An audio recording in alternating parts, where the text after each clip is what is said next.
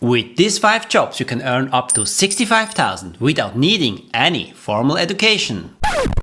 That sounds a little bit too good. I'm sure you're curious about how much money you really need in pricey Switzerland and how much can be left in your pocket at the end of the day. Let's jump right in and look at the facts. Retail sales assistant, average grocery 60,000 francs per year. Waiter, service staff 52,000. Garbage collector 57,000. Construction worker 65,000. Cleaner 55,000. Not bad, right?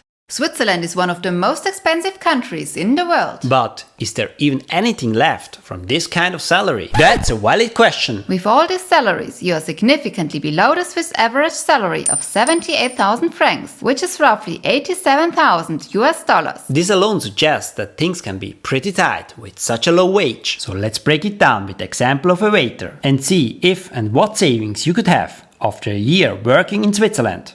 With emphasis on could. Because in order to have something left at the end of the year, you have to be very conscious with your money in Switzerland. True, but there is a much bigger reason why people don't save. In our example, let's consider a single person aged between 20 and 30 working as a waiter in Switzerland for a year. The person in our scenario is pretty frugal, but still treats themselves to something nice every now and then. Our waiter earns around 52,000 francs gross annually. We calculate with 13 salaries, which is normal in Switzerland. The 13 monthly salary is usually paid in December on top. That's 4,000 francs monthly. So 4,000 francs minus deductions like taxes, social security contributions, 680 francs. So this results in a monthly net salary of 3,320 Swiss francs. We calculate here with withholding taxes. There are a few things you need to know about the complex Swiss tax system, but more on that another time. 3,320 francs minus health insurance 300, rent 1,500 for a small apartment, additional living costs like electricity, heating costs, garbage 100, grocery 500, telecommunication 100, insurances 30.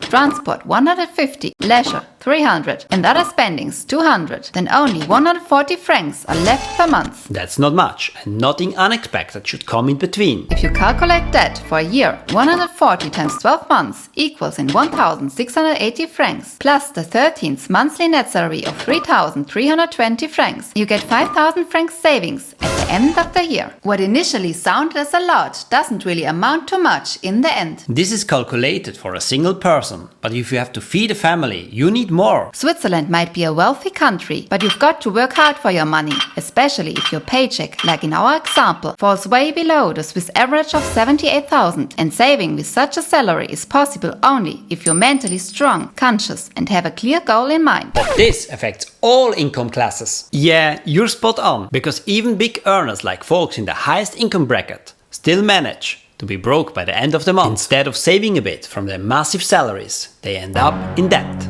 In our opinion, almost everyone has room to optimize their finances. If the waiter from our example would live in a shared apartment, the housing and other costs would significantly decrease. If he spent only half as much on living expenses, there would be another 9,000 francs in saving potential. So, a total of 14,000 francs per year. And then the tips come on top of that. Maybe you've been wondering why we keep talking about saving and savings potential.